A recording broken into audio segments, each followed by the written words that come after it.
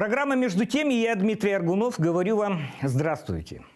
Не у меня одного ощущение, что санкции все больше мешают жителям Европы и Америки. Но хотели, как всегда, получили, что смогли. Эксперты прогнозируют возможный рост международных цен на продовольствие и корма на 8-22% по сравнению с их уже повышенными базовыми уровнями. Затягивание украинского кризиса может вызвать дефицит продовольствия в мире, который больнее всего ударит по беднейшим странам, особенно по Африке. В Европе уже опасаются, что голод в Африке может привести к беспрецедентной эмиграции, а отдуваться, как всегда, старушки Европе.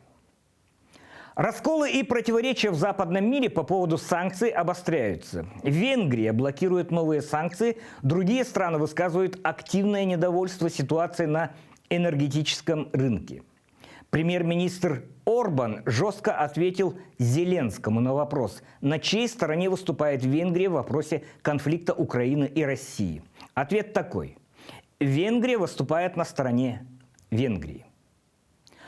Запад начинает прозревать. Усиливается разочарование жителей западных стран антироссийской политики своих правителей. Понимание фейковости большинства новостей из Украины.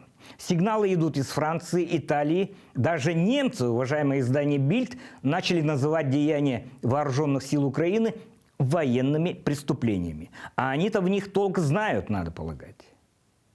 В Европе уже можно составлять карту протестов против санкций. Испанские дальнобойщики протестуют в Мадриде, протесты водителей во Франции из-за повышения цен на топливо, протесты таксистов против повышения цен в Барселоне, митинг фермеров в Испании против роста цен на топливо и дефицита удобрений, протест, внимание, латвийских водителей против закрытия Яндекс.Такси. Сторонников Путина в Италии просят включить отопление в доме на максимум или чаще готовить на плите, чтобы потреблять как можно больше газа. Таким образом, они хотят помочь России с продажами топлива.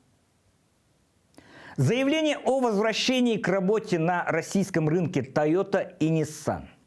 Кто возвращается, тот выигрывает. Японские автомобили получат значительную часть рынка вместо немецких.